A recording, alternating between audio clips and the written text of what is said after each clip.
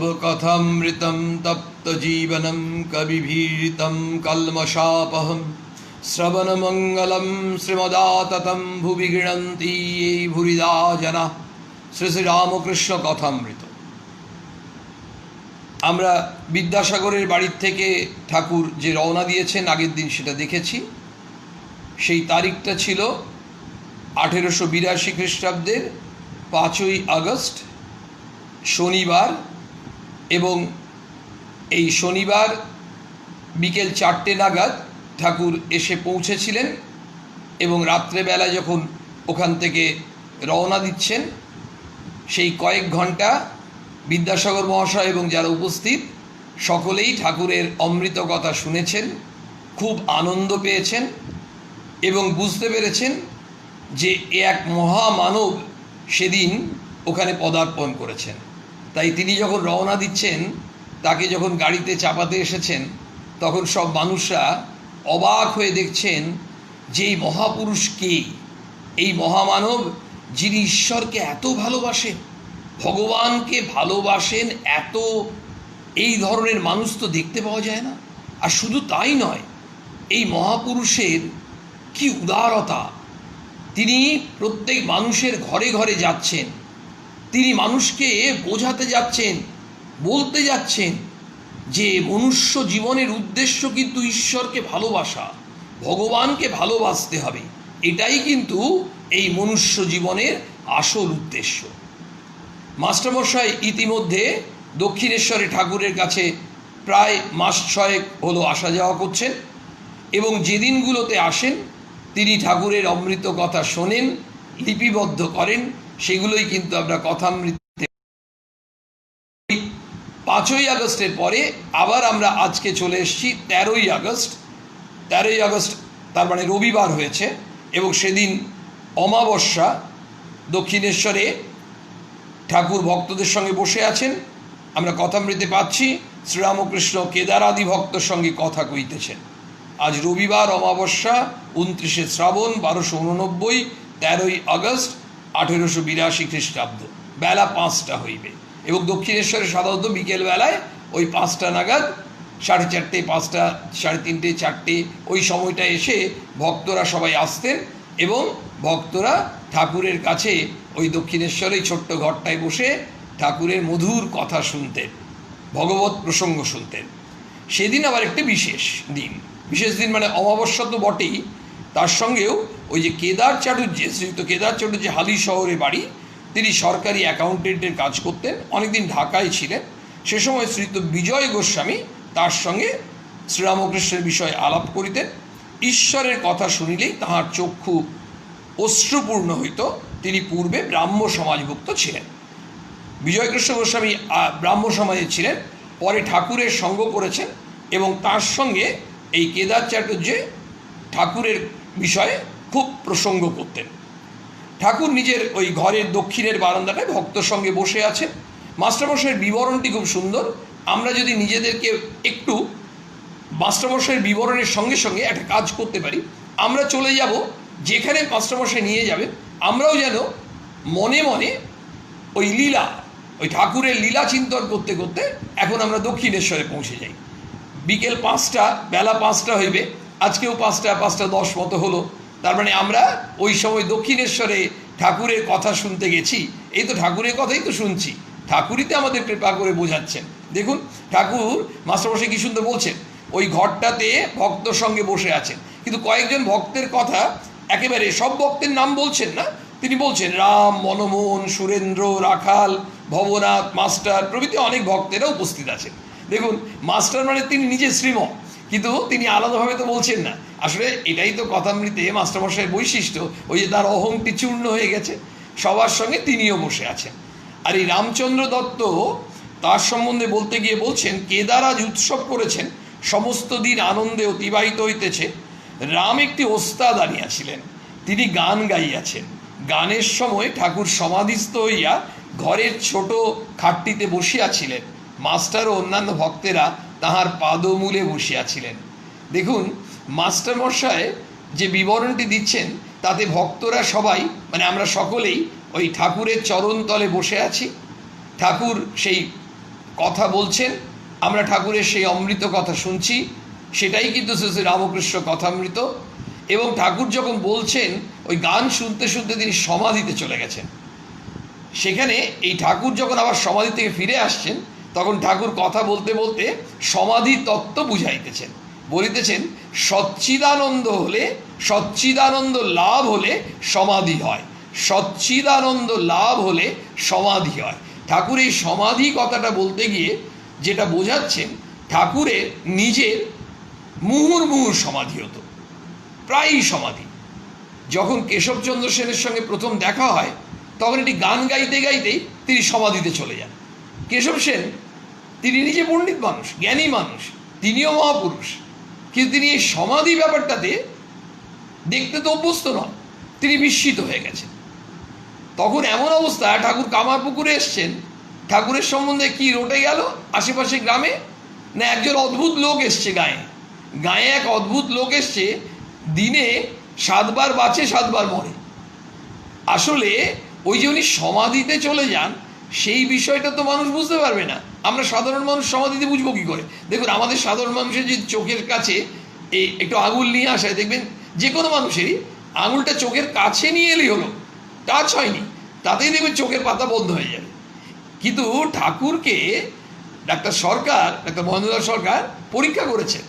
যখন ঠাকুর সমাধিতে, তখন ওই ডাক্তার সরকার কী করেছেন, তার আঙুলটা না ঠাকুরের চোখের ভেতর ঢুকিয়ে দিয়েছেন। দেখছেন ঠাকুরের চোখের পাতা পড়ছে না, নাড়ি খুঁজে পাওয়া যাচ্ছে না।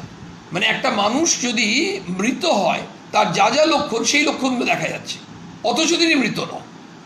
এটাই সমাধি। কিন্তু এই সমাধি বিষয়টা সাধারণ মানুষ কেন বোঝে না? কারণ সাধনার চরম স্তর হচ্ছে সমাধি, এবং সেই স্তরে তো সাধারণ মানুষ পৌঁছবে না। ফলে সাধারণ মানুষ এর অবস্থা কি? তারা হচ্ছে ওই বেগুন বিক্রেতা। ঠাকুর একটা গল্প বলেছিলেন যে হীরের দামটা কত জিজ্ঞেস করার জন্য যখন এক একটা মানুষটি দৌড়চ্ছে, তখন বেগুন বিক্রেতা এক ধরনের বলছে, কাপড় বিক্রেতা এক ধরনের বলছে, লোকে শুনলে হাসবে, একটা হীরের এই ধরনের দাম হয়। আসলে বেগুন বিক্রেতা হীরের মূল্য বুঝবে কী করে? বিষয়টা এইখানে দেখুন, ঠাকুর বলছেন সচ্চিদানন্দ লাভ হলে, সৎ চিৎ আনন্দ। সৎ তিনি আছেন, চিৎ তিনি চৈতন্য স্বরূপ, আনন্দ তিনি আনন্দ স্বরূপ। এই যে তিনি সর্বত্র আছেন, সর্বত্র আছেন। আমরা দেখুন কেউ একজন আছি, বলে এই তো বারান্দায় আমি আছি, আমি বারান্দায় আছি, কিন্তু আমি ঘরটাতে নেই। কিন্তু আবার আমি যখন উঠোনে আছি, তখন আমি উঠোনে আছি। তাহলে একমাত্র ঈশ্বর সচ্চিদানন্দ, এবং যখন সেই সচ্চিদানন্দ লাভ, অর্থাৎ যখন ঈশ্বর লাভ হয়, তখন সমাধি হয়। এই সমাধির অবস্থা, আমরা ঠাকুরের সমাধির অবস্থা শুনছিলাম। এমন অবস্থা, বলরাম মন্দিরে একবার ঠাকুর মনে, আসলে প্রায় বেশিরভাগ সময় ঠাকুরের মন এত উচ্চ স্তরে থাকতো, কেমন উচ্চ স্তরে থাকতো, একটু উদ্দীপনা হলেই তিনি সমাধিতে চলে যেতেন। দেখবেন একটা শুকনো দেশলাই যদি জ্বালানো হয়, ফস করে আগুন জ্বলে যায়, ওই শুকনো দেশলাই বলে। তো ঠাকুরের তেমনি এত উদ্দীপনা হতো, প্রায় বেশিরভাগ সময় তিনি সমাধিতে চলে যেতেন। এবং একবার বলরাম মন্দিরে এই ধরনের হয়েছিল, ঠাকুরকে একজন দেখাচ্ছেন অনুবীক্ষণ যন্ত্র, খুব ইচ্ছা ঠাকুর এটা দেখুন। ওই অনুবীক্ষণ যন্ত্রটা ঠাকুর দেখার জন্য উঠে চলে এলেন, এসে তারপর আর দেখতে পাচ্ছেন না। তখন যারা ভক্তরা ছিলেন তারা বলছেন, কি হলো ঠাকুর? বলছেন, আমার মনটা এখন এত উঁচু স্তরে চলে গেছে, ওখান থেকে আমি মনটা নামিয়ে নিয়ে এসে নিচে এসে দেখতে পাচ্ছি না। তারপর অনেকক্ষণ পরে ভক্তরা অনেকক্ষণ অপেক্ষা করলেন, কিন্তু ঠাকুর সেদিন আর মনটাকে নামিয়েই নিয়ে আসতে পারলেন না। ওই যে ঠাকুর মনটা এমন উঁচু স্তরে চলে যেত, এই যে তিনি প্রায়ই সমাধিতে চলে যেতেন, সেই জন্য তিনি বলছেন সচ্চিদানন্দ লাভ হলে সমাধি হয়।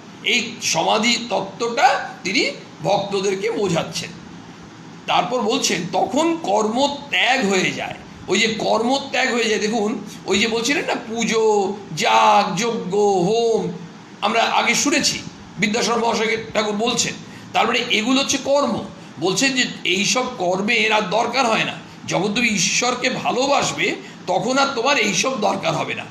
ঈশ্বরকে ভালোবাসা, তখন তোমার আর কর্মত্যাগ কর্মত্যাগ আপনা আপনি হয়ে যাবে, আর কর্মের প্রয়োজন হবে না। আমি ওস্তাদের নাম করছি, এমন সময় ওস্তাদ এসে উপস্থিত, তখন আর তার নাম করবার কি প্রয়োজন? মানে ওস্তাদের নাম করতে করতে যদি স্বয়ং ওস্তাদ এসেই যায়, তখন যেমন ওস্তাদের নাম করা কোনো প্রয়োজন নেই, তেমনি যখন ঈশ্বরের নাম করতে করতে আমি ঈশ্বর লাভ করতে পারবো, তখন আমার এই কর্ম এগুলার তো কোনো প্রয়োজন নেই। মানে ঈশ্বরকে লাভ করব কি করে? বিদ্যাসাগর মহাশয়কে ওই যে বলছিলেন, যখন তিনি রওনা দিয়ে দিলেন, তখন সবাই ভাবছেন যে ইনি ঘরে ঘরে যাচ্ছেন, জীবকে কি বলছেন? যে মনুষ্য জীবনের উদ্দেশ্য হচ্ছে ঈশ্বরকে ভালোবাসা। দেখুন, এই ভগবানকে ভালোবাসার কথা আমরা প্রায় প্রত্যেক দিনই শুনছি, ঠাকুর আমাদের বলছেন। এই ভালোবাসাটা একটু বোঝার জন্য একেবারে ছোট্ট উদাহরণ যদি নিই, তাহলেও বুঝতে পারবো। আবার যদি একেবারে আমরা ভগবানের জীবনের সঙ্গে উদাহরণ নিই, তাহলেও বুঝতে পারবো। আসুন একটা উদাহরণ নিই, ঠাকুর আর ঠাকুরের প্রিয় নরেন।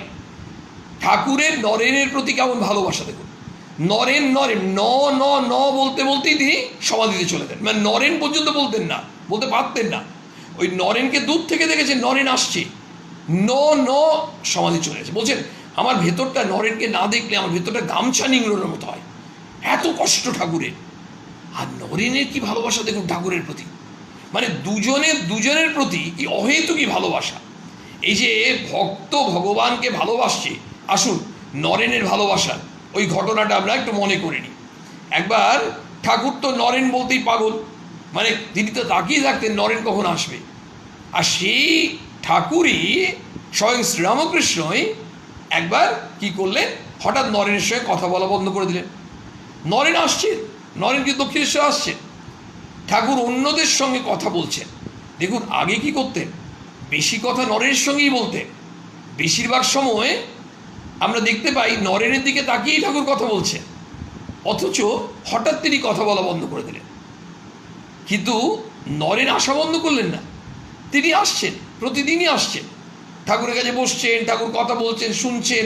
আবার আরও বেশি করে দেখুন, ঠাকুর অন্যদের সঙ্গে কথা বলছেন নরেনের সামনে, কিন্তু নরেনের সঙ্গে কোনো কথা বলছেন না। এইভাবে নরেন আবার প্রণাম করেন, চলে যান। বেশ কিছুদিন হলো, প্রায় 1.5 মাসের মতো হয়ে গেছে। ঠাকুর একদিন জিজ্ঞেস করছেন, হ্যাঁ রে নরেন, তুই এখানে আসিস কেন? তোর সঙ্গে আমি কোনো কথা বলি না, তবু তুই কেন আসিস? তখন নরেন বলছেন, ঠাকুরের প্রিয় নরেন, স্বামীজি বলছেন, আমি আপনাকে ভালোবাসি তাই আসি। তবে এ কথা ভাববেন না, এ বলে ভাববেন না যে আপনি যা বলবেন আমি তাই মেনে নেব। ঠাকুর খুব খুশি হয়েছেন, দুটো জিনিসই খুব খুশি হয়েছেন। ওই যে আমি আপনাকে ভালোবাসি তাই আসি, আরেকটা হচ্ছে ভাববেন না যে আপনি যা বলবেন তাই আমি মেনে নেব। ঠাকুর তো চাইছেন না সেটা, কারণ ঠাকুর নরেনকে তো অন্য দায়িত্ব দিয়ে যাবেন। নরেন ঠাকুরকে যাচাই করেনি, ঠাকুরকে যাচাই করে তবে তো নরেন ঠাকুরের কথাটা সার্থক হবে। নরেন শিক্ষে দিবে, তো যিনি শিক্ষে দিবেন তিনি আগে যাচাই করেনি। ঠাকুর বলছেন, ওরে তুই এত বড় আধার বলেই তুই সহ্য করতে পারলি, অন্য কেউ হলে পারতো না। আমরা হলে কেউ পারতাম?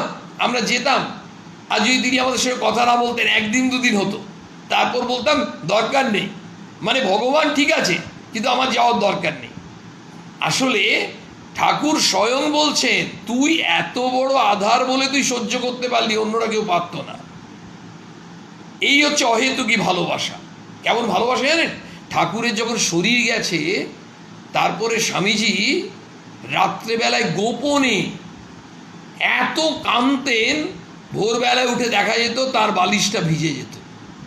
প্রত্যেক দিন এত কাঁদতেন, এত ভালোবাসা, অহেতুকী ভালোবাসা। এই হচ্ছে ভগবানকে ভালোবাসা।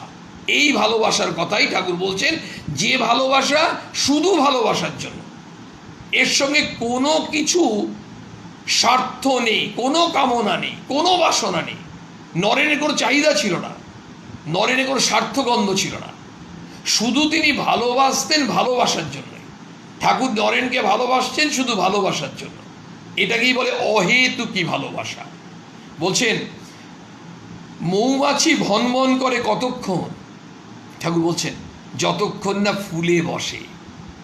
কিন্তু সাধকের পক্ষে কর্মত্যাগ করলে হবে না। মানে যখন সাধক ঈশ্বর লাভ করছে, সাধক কিন্তু কর্মত্যাগ পুরোপুরি করলে হবে না। বলছেন পূজা, জপ, ধ্যান, সন্ধ্যা, কবচাদি, তীর্থ সবই করতে হয়, এগুলো চালিয়ে যেতে হবে, এগুলো করতে হবে। সেই জন্য মানে আমাদের ওই যে নিরন্তর সাধনা, সাধনা তোমায় করে যেতে হবে, কিন্তু তোমাকে যেটা করতে হবে সেটা হচ্ছে ভগবানকে ভালোবাসতে হবে, যে ভালোবাসার কথা আমরা এখনই শুনলাম।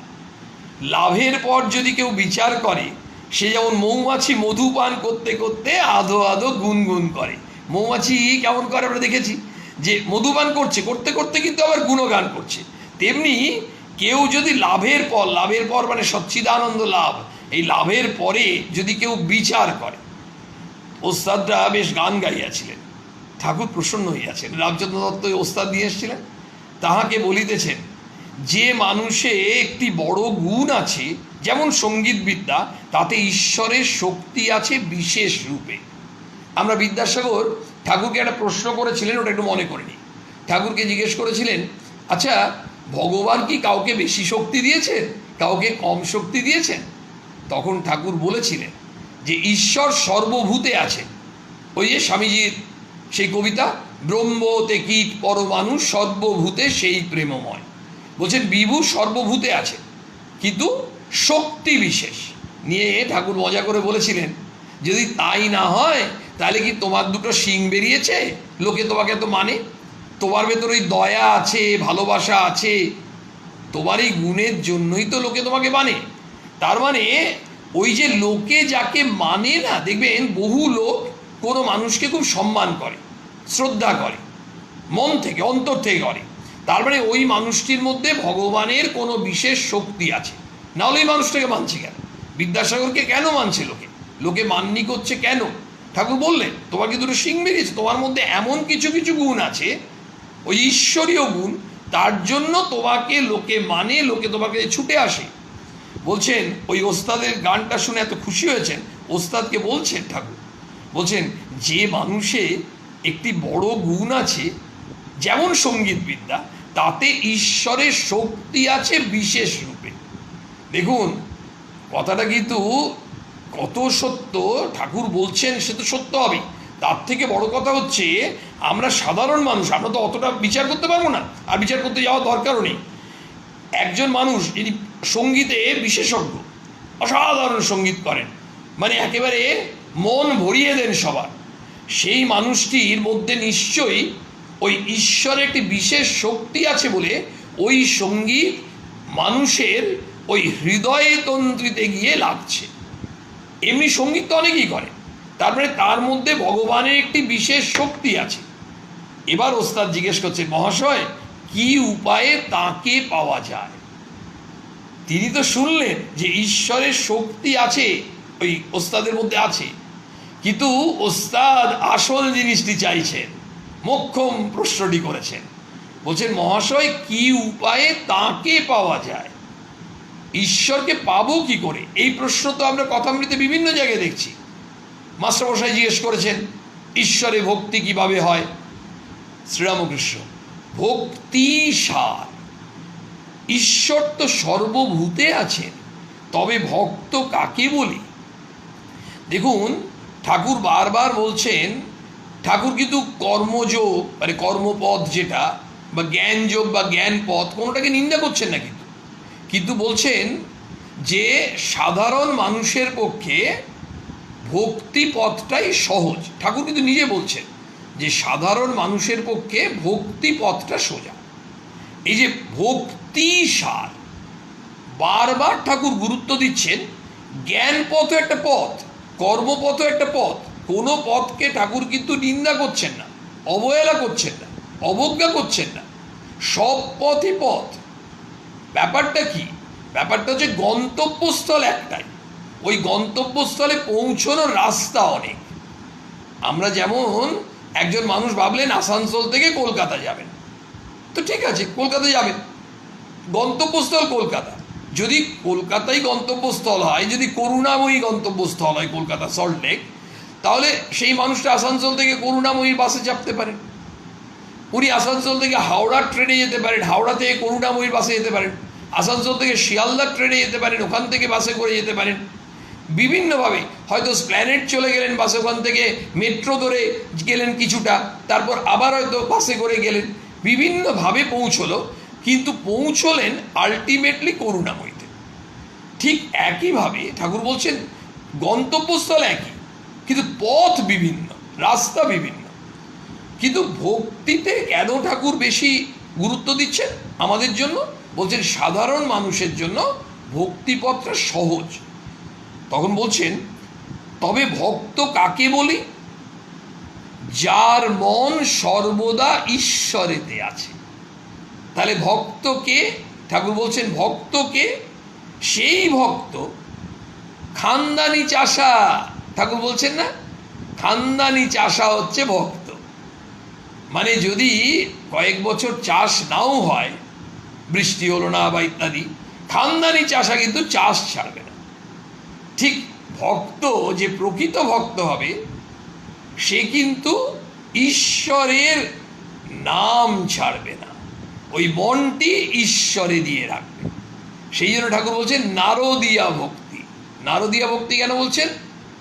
নারদ ওই সবসময় ঈশ্বরের নাম গুণগান করছে, ঠিক আমাদেরও সবসময় ঈশ্বরের নাম চিন্তা করতে হবে।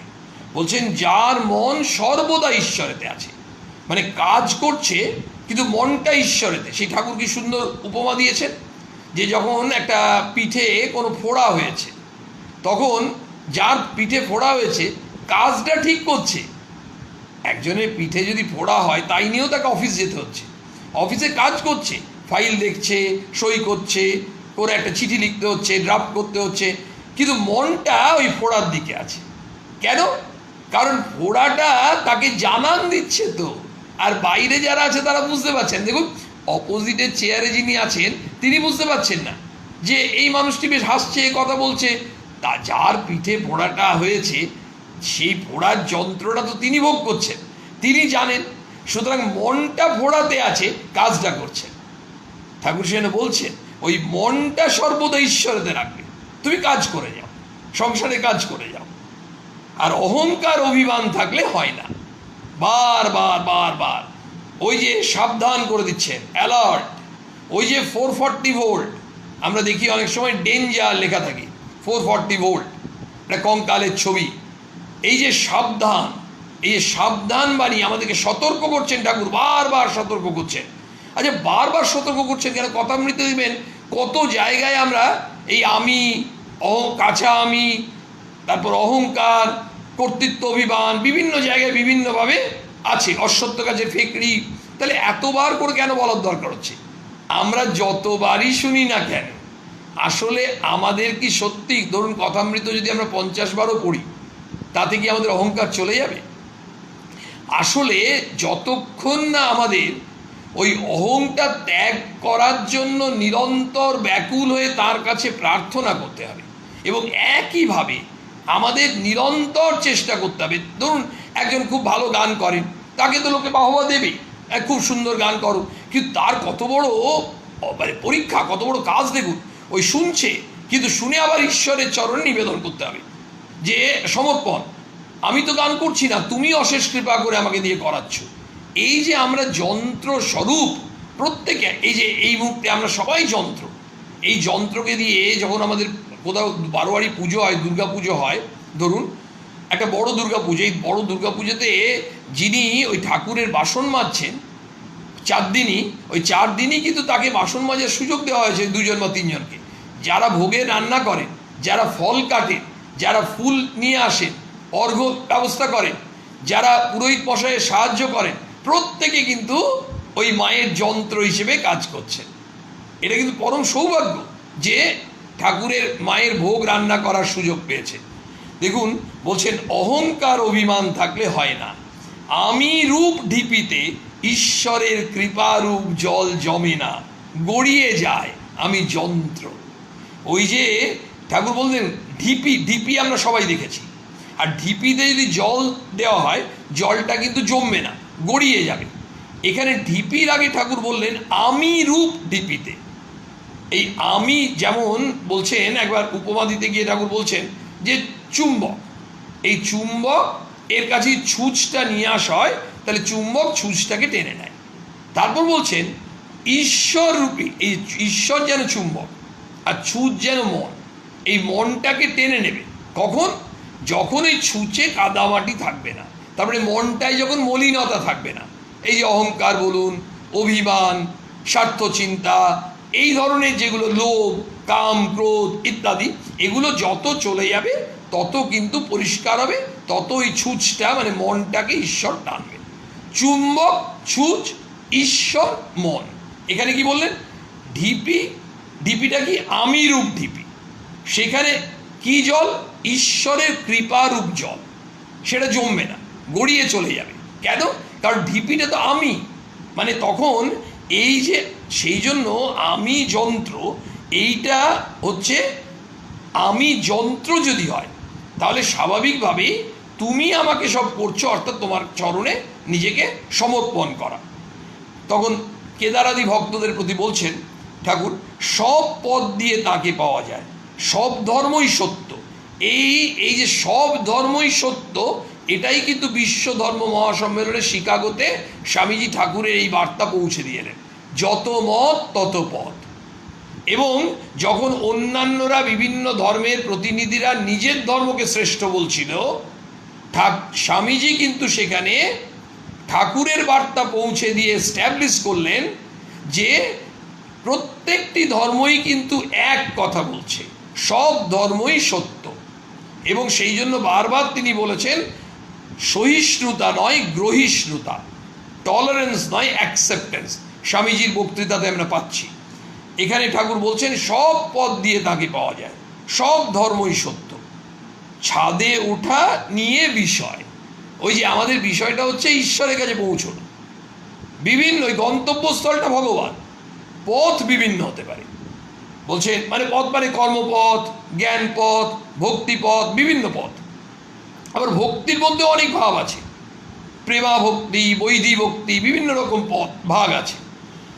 বলছেন ছাদে উঠা নিয়ে বিষয়, তা তুমি পাকা সিঁড়ি দিয়ে উঠতে পারো, কাঠের সিঁড়ি দিয়েও উঠতে পারো, বাঁশের সিঁড়ি দিয়ে উঠতে পারো, আর দড়ি দিয়ে উঠতে পারো, আবার একটি আছলা বাঁশ দিয়ে উঠতে পারো। মানে তুমি তো ছাদে তো উঠলে। দেখুন ছাদে ওঠারই কত রকম ব্যবস্থা ঠাকুর বললেন, যেগুলো আমরা করে থাকি। কখনো কাঠের সিঁড়িতে উঠি, কখনো পাকা সিঁড়ি দিয়ে উঠি, কখনো বাঁশের সিঁড়ি দিয়ে উঠি, বিভিন্নভাবে আমরা উঠে থাকি। কিন্তু উদ্দেশ্য কি? ছাদে ওঠা। তাহলে গন্তব্যস্থলটা কি? ছাদ। পথগুলো কি? সিঁড়ি। সিঁড়িগুলো কেমন? সিমেন্টের সিঁড়ি, কাঠের সিঁড়ি, বাঁশের সিঁড়ি, দড়ি, বিভিন্ন রকম। যদি বলো ওদের ধর্মে অনেক ভুল কুসংস্কার আছে, আমি বলি তা থাকলেই বা সকল ধর্মেই ভুল আছে।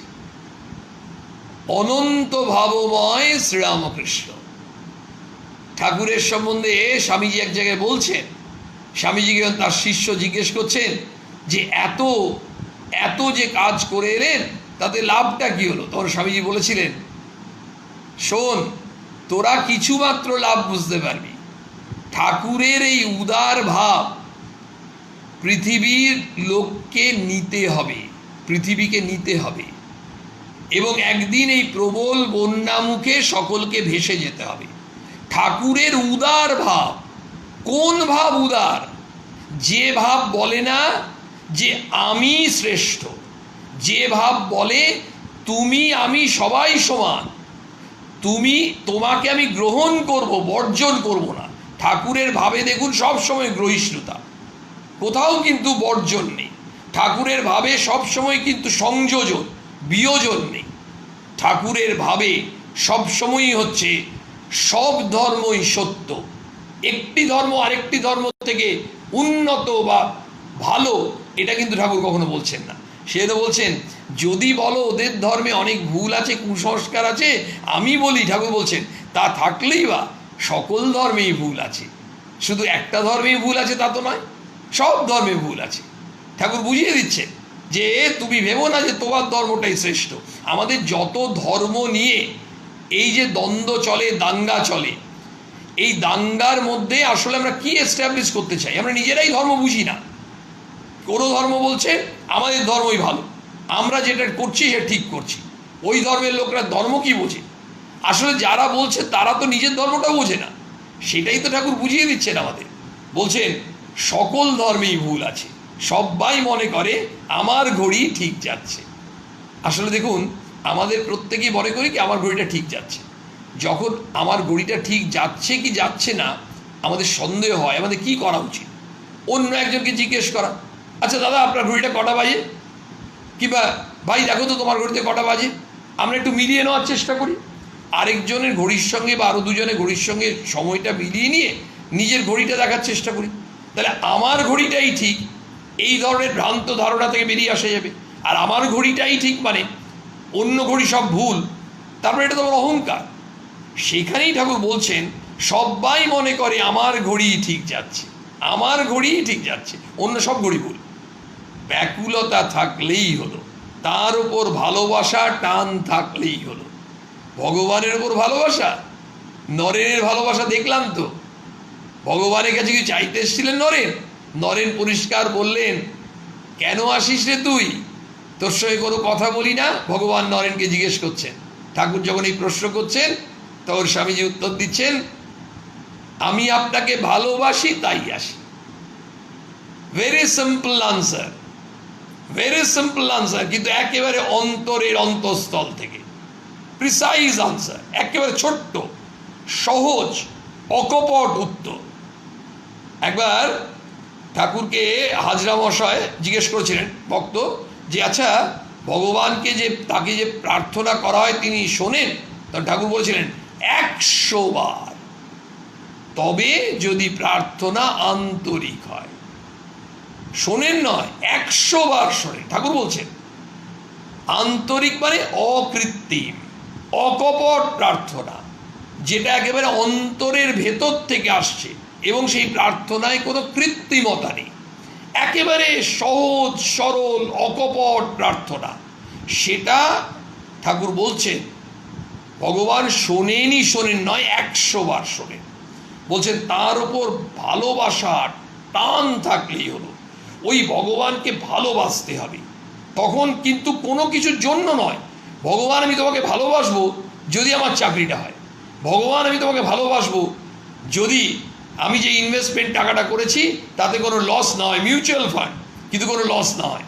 দেখুন আমাদের এমন হয়ে গেছে, এই শর্ত দিতে দিতে দিতে না মানুষের সঙ্গে যখন কাউকে আমরা যা করি বেশিরভাগ কিন্তু শর্ত, ভগবানের সঙ্গেও শর্ত। মানে সোজা কথায় আমাদের যদি কাজটি উদ্ধার হয়, ভগবান আমি তোমায় ভালোবাসবো, এবং কাজটি যে উদ্ধার হয়ে গেল, ভগবান তুমি এটাও জেনে রাখো আমি তোমাকে ভুলেও যাব, আবার যখন পরের কাজটা আসবে তখন আমি আবার তোমার সঙ্গে বন্ধুত্ব করব, আবার তোমাকে চেয়ে নেবো, তোমাকে ভালোবাসবো, আবার কাজ উদ্ধার হয়ে যাবে, আবার তোমাকে ভুলে যাব। এটা কেন?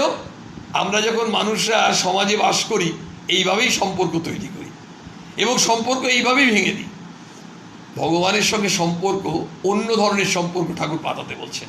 বলছেন তুমি ভগবানকে ভালোবাসো, তোমার কিচ্ছু দরকার নেই, কিন্তু তুমি কি চাও আর না চাও ভগবান তো তোমাকে ভালোবাসবেই। বলছেন তিনি যে অন্তর্যামী, অন্তরের টান ব্যাকুলতা দেখতে পান। আমরা যতই আড়ম্বর করি না কেন, কেসি দাসের বিরাট বিরাট মিষ্টি ঠাকুরের কাছে নিবেদন করলাম তাহলেই কিন্তু ঠাকুর খুব খুশি হবেন তা নয়।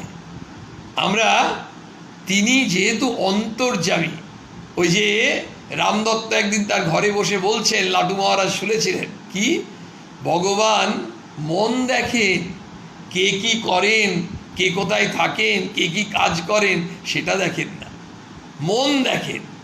মন দেখেন কেন? তিনি তো অন্তর্যামী, তিনি তো অন্তরটি বুঝতে পারবেন। তার কাছে আমরা কিন্তু কোনো ভনিতা করে লাভ নেই, ধরা পড়ে যাব। সেই জন্য বলছেন অন্তরের টান ব্যাকুলতা তিনি দেখতে পান। মনে করো কি সুন্দর একটা উপমা দিচ্ছেন, আর এত ইন্টারেস্টিং উপমা ঠাকুরের প্রত্যেকটা জায়গায়। বলুন আমরা সবাই অকপটে স্বীকার করব। বলছেন মনে করো এক বাপের অনেকগুলি ছেলে, বড় ছেলেরা কেউ বাবা কেউ পাপা এইসব স্পষ্ট বলে তাকে ডাকে, আবার অতি শিশু ছোট ছেলে হদ্দ বা কি পা এই বলে ডাকে। যারা বা কি পা পর্যন্ত বলতে পারে, বাবা কি তাদের উপর রাগ করবেন? বাবা জানেন যে ওরা আমাকেই ডাকছে, তবে ভালো উচ্চারণ করতে পারে না, বাপের কাছে সব ছেলেই সমান।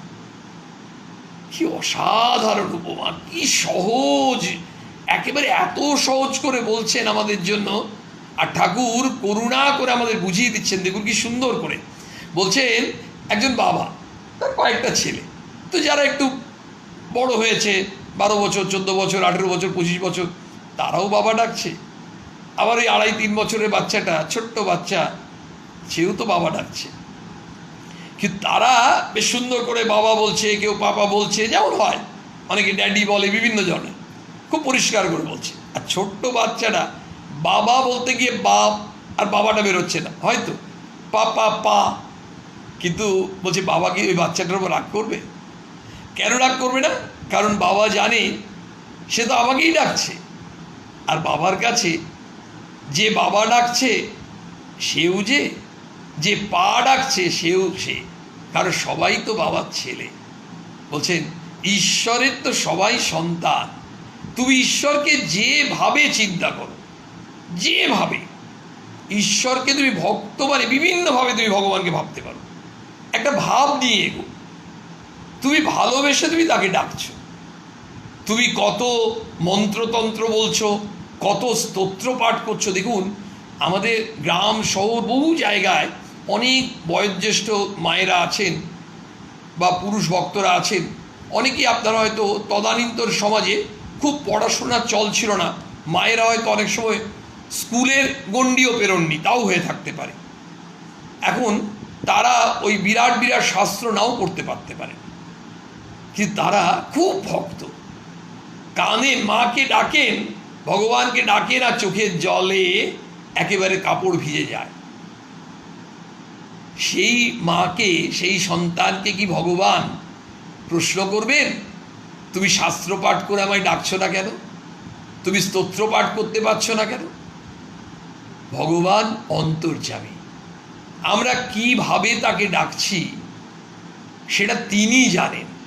আমরা অকপট না আমরা কপট, আমরা সরল না আমরা ভণ্ডামি দেখাচ্ছি, এইটা কিন্তু তিনি জানেন।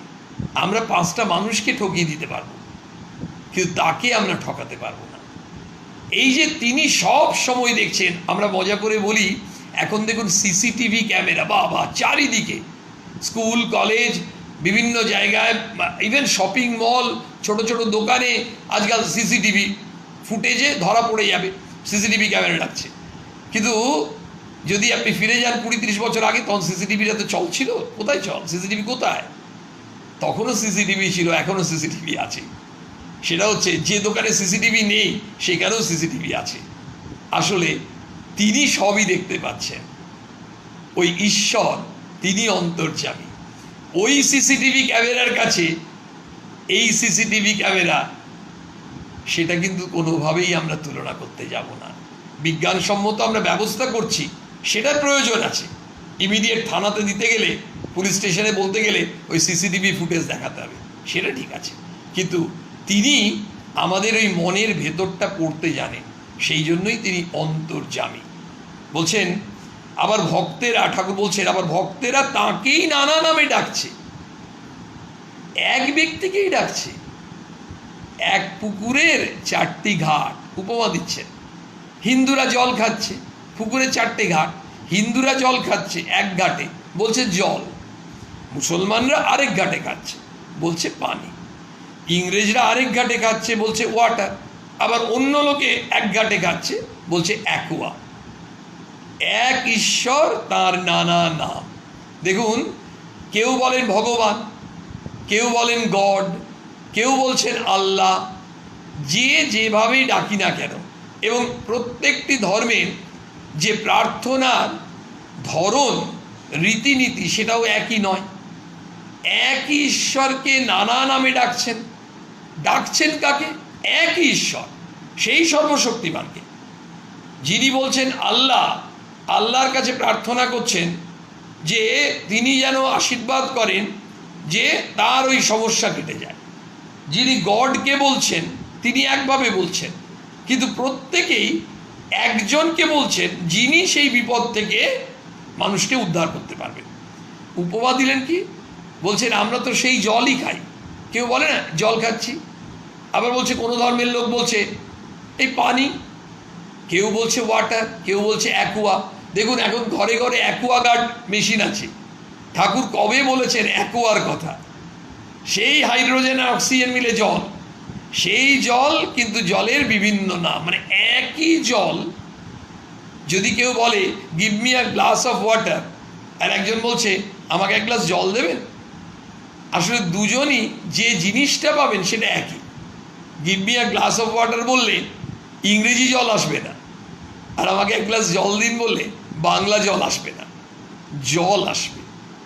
বললেন কেউ ইংলিশে এবং ওয়াটার শব্দটি ব্যবহার করলেন, কেউ বাংলায় বললেন জল শব্দটি ব্যবহার করলেন।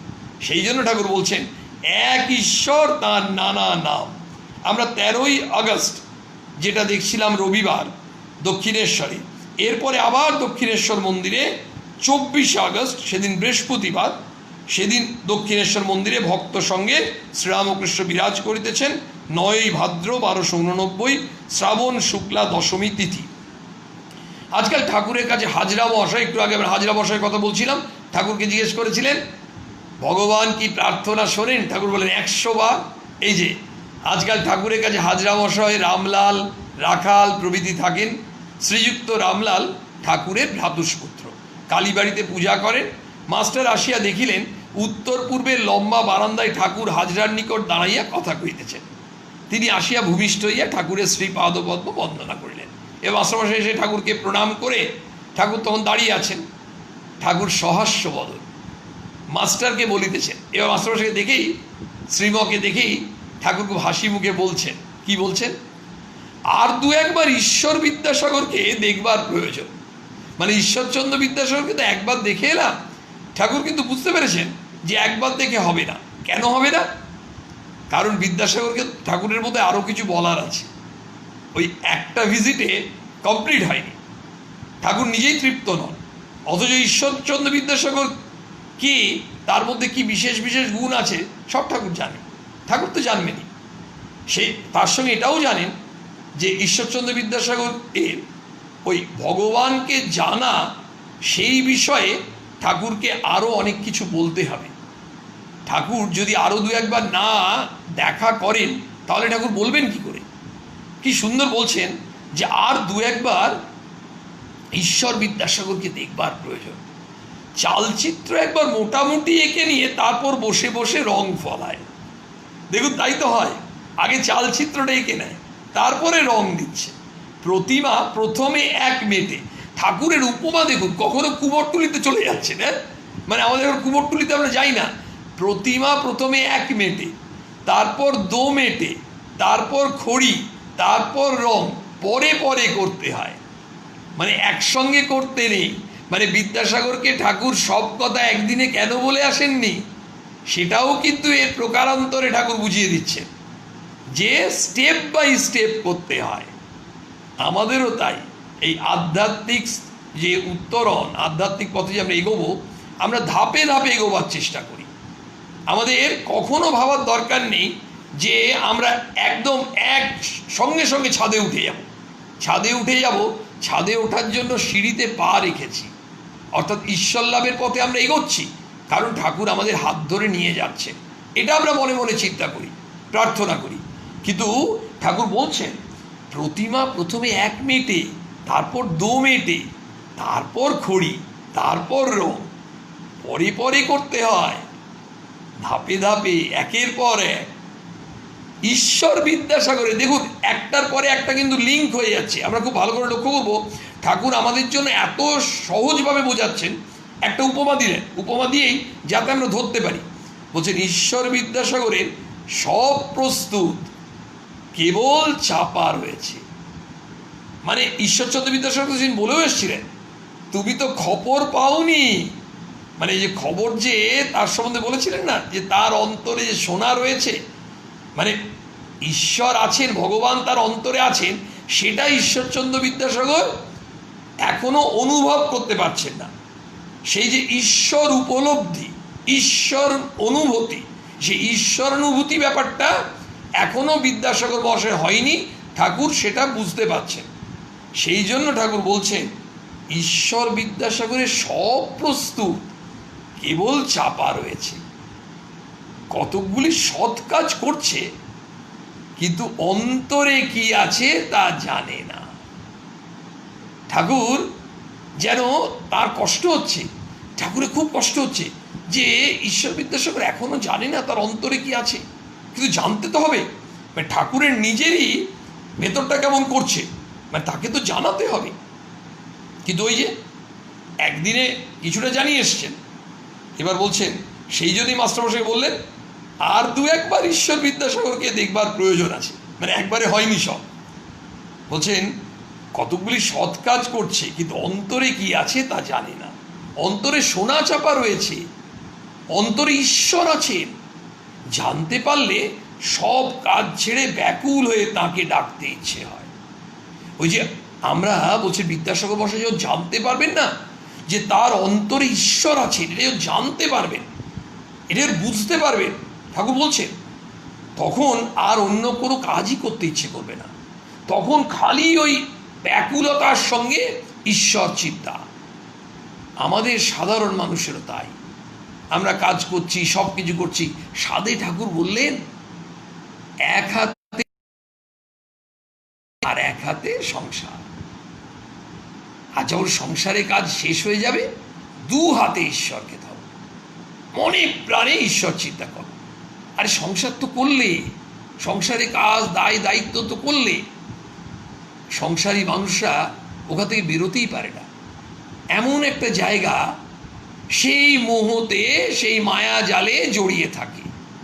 ঠাকুর সেই আবদ্ধ সংসারী, বদ্ধ সংসারীদেরকে ওই বদ্ধ জীব থেকে বার করতে চাইছেন। বলছেন তুমি তো সংসার করলে, আর যখন তুমি সংসার করছো তখনও কেন এক হাতে ঈশ্বরকে ধরতে বলছেন? তাহলে তুমি সংসারে অত জড়িয়ে পড়বে না। বিপদ আসবে, রোগ আসবে, জ্বালা যন্ত্রণা আসবে, তুমি অত অধৈর্য হবে না। কেন অধৈর্য হবে না? তোমার মনে হবে আমি তো ঈশ্বরকে ধরে আছি, এই বিপদ আমি কাটিয়ে যাব। আচ্ছা রোগ অসুখ এই আমার কেটে যাবে। অদ্ভুত এই যে জায়গায়। আজকে এখনই একজন ভাই লিখছে, আজ ঈশ্বরচন্দ্র বিদ্যাসাগরের প্রয়াণ দিবসে আজকের আলোচনা অত্যন্ত প্রাসঙ্গিক। এই যে আমরা দেখতে পাচ্ছি আমাদের এই প্রসঙ্গ চলতে চলতেই কত সুন্দর সুন্দর আপনারা কথা লেখেন, কত ভালো প্রস্তাব, কত ভালো প্রশ্ন, কত ভালো তথ্য। ভাই যে কথাটি লিখছে যে আজ ঈশ্বরচন্দ্র বিদ্যাসাগরের প্রয়াণ দিবসে আজকের আলোচনা অত্যন্ত প্রাসঙ্গিক। কথামৃত পাঠ শুনতে শুনতে আমাদের মন ভরে যাচ্ছে। এই যে আপনাদের এত আনন্দ হচ্ছে, আমাদের সকলের আনন্দ হচ্ছে, এই আনন্দ কিন্তু নয়। এই আনন্দ এমন আনন্দ, ওই ঠাকুরের অমৃত বাণী আমাদের নিরানন্দ মনে আনন্দ এনে দেয়। আমাদের মন অশান্তিতে ভরে আছে, সেই অশান্তিটা কাটিয়ে দিতে সাহায্য করে। সেই জন্যই আমরা কথামৃত বারবার শুনব। আপনারা যখন লাইভে আছেন, আপনাদের যখন মনে হবে আপনারা আবার ইউটিউব ক্লিক করুন, আপনারা নিজেরা সাবস্ক্রাইব করে নিজেরা যখন ইচ্ছা শুনুন। কারণ কথামৃত শোনার সঙ্গে সঙ্গে আমাদের অন্তরের অনেক জ্বালা যন্ত্রণা জুড়িয়ে যাবে। ঠাকুর বললেন জানতে পারলে সব কাজ ছেড়ে ব্যাকুল হয়ে তাকে ডাকতে ইচ্ছে হয়। ঠাকুর মাস্টারের সঙ্গে দাঁড়িয়ে কথা করছেন, দাঁড়াইয়া কথা কইতেছেন, আবার কখনো কখনো বারান্দায় বেড়াইতেছেন। এই যে ঠাকুর বললেন যে তাকে ডাকতে ইচ্ছে হয়, ওই যে কেমনভাবে ডাকতে ইচ্ছে হবে? ঠাকুর বলছেন ব্যাকুল হয়ে তাকে ডাকো। ডাকার মতো ডাকলে পরে কেমন শ্যামা থাকতে পারে? ঠাকুর বলছেন না, আমরা ডাকার মতো ডাকতে হবে, তাহলে আমাদের ডাকে মা সাড়া দেবেনই দেবেন। যেমন আমরা দেখেছি ঠাকুর মাকে যা বলছেন, আমরা সেই ঠাকুরের কথা শুনতে শুনতে আমাদের মনটা ওই ঈশ্বর অভিমুখে নিয়ে যাওয়ার জন্য ঠাকুরের চরণে প্রার্থনা জানাই। ঠাকুর ভগবানকে যেন ভালোবাসতে পারি, আমাদের মন যেন ওই বিষয়ানন্দ থেকে ওই ব্রহ্মানন্দের দিকে তুমি অশেষ কৃপা করে আমাদেরকে নিয়ে চলো। আমাদের মনুষ্য জীবনের উদ্দেশ্য তুমি যা বলেছ সেই পথে অসীম করুণা করে আমাদেরকে হাত ধরে নিয়ে চলো। ওং নিরঞ্জনম নিত্যম অনন্তরূপং ভক্তানুকম্পাধৃত বিগ্রহং বৈ ঈশাবতরং পরমেশমিড্ডং তং রামকৃষ্ণং শিরসা নমামः।